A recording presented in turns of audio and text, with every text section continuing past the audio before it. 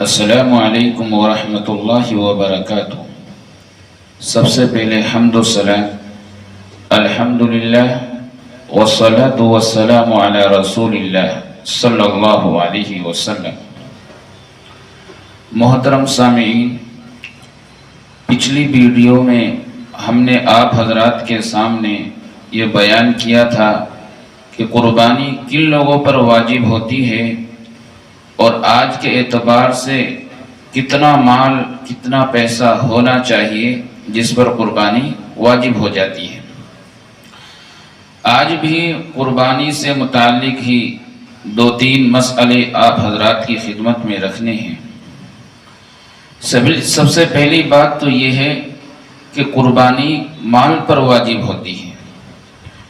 جو آدمی صاحب نصاب ہو کہ جس کے پاس اتنا مال ہو جس پر قربانی واجب ہوتی ہے تو قربانی واجب ہو جائے گی۔ اللہ کرے ہم سب کو صاحب نصاب بنائے رکھے تاکہ ہم ہر سال قربانی کریں۔ اللہ ہم سب کو توفیق بھی عطا فرمائے۔ اب قربانی کے مسئلے میں لوگ کئی ساری غلطیاں کرتے ہیں۔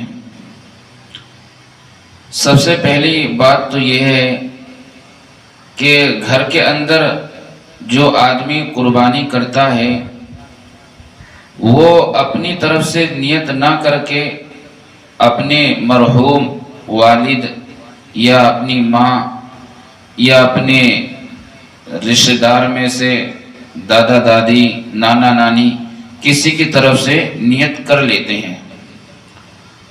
دیکھو، دوسرے کی طرف سے قربانی کرنا بہت اچھی بات ہے، کرنی چاہیے، اور جن کی طرف سے قربانی کرتے ہیں ان کو ثواب بھی پہنچتا ہے، کیونکہ یہ بہت محبوب عمل، بہت بڑا عمل ہے۔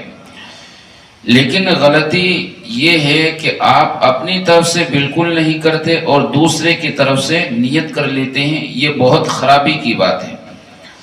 ہاں، آپ کو دوسرے کی طرف سے قربانی کرنی ہے تو آپ پہلے اپنی طرف سے کریں، پھر ایک حصہ دوسروں کی طرف سے لیں۔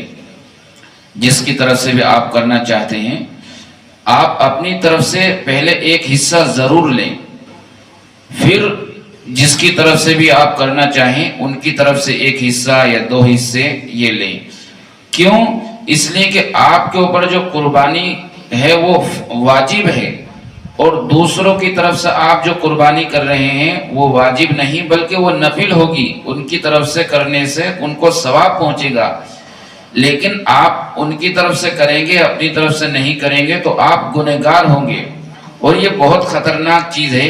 اللہ نے حکم آپ کو دیا ہے، واجب آپ کے اوپر ہے، تو آپ پہلے اپنی طرف سے کیجئے، دوسروں کی طرف سے بعد میں کیجئے۔ اور آپ ایسا نہیں کرتے تو گویا کہ آپ جو ہے ایک اعتبار سے اللہ کے حکم کی طرف توجہ نہیں دیتے، اور یہ بہت خطرناک بات ہے۔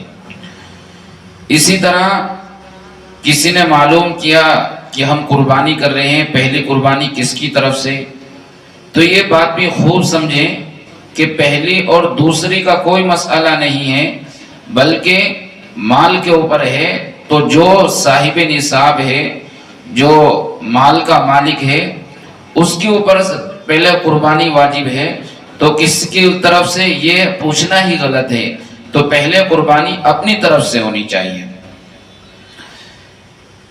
تیسری چیز کہ بہت سارے لوگ یہ سمجھتے ہیں کہ ہم کہتے ہیں کہ ہماری سات پوری ہو گئی، اسی طرح وہ ایک جانور کو 1 سال کے اندر بڑے جانور کو ذبح کر دیتے ہیں، تب بھی وہ کہتے ہیں کہ ہمارا تو پورا ہو گیا، حالانکہ یہ ان کا سمجھنا بالکل غلط ہے۔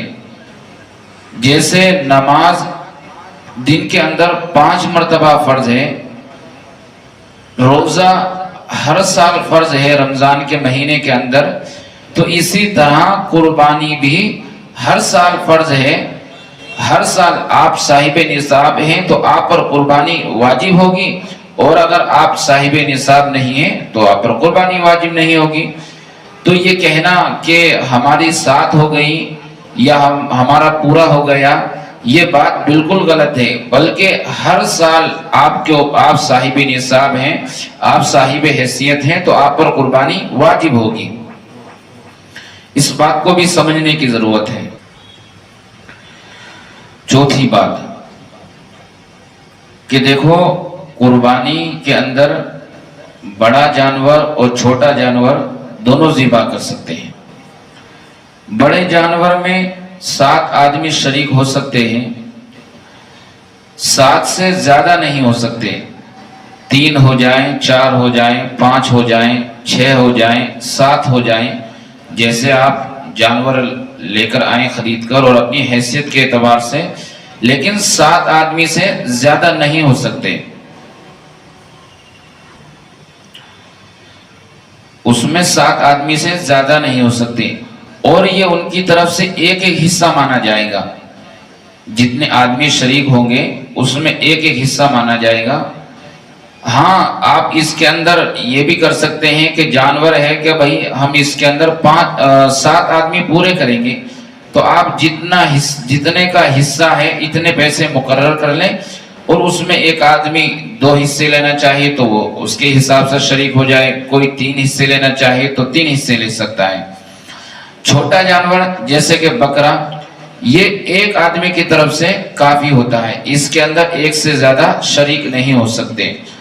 یہ ایسا ہی ہے جیسا کہ بڑے جانور کے اندر کسی نے ایک حصہ لیا اور چھوٹا جانور جیسے بکرا اس کو ذبح کیا، تو اس کے اندر بھی ایک حصہ پورا مانا جائے گا اور اس کے اندر بھی ایک حصہ پورا مانا جائے گا۔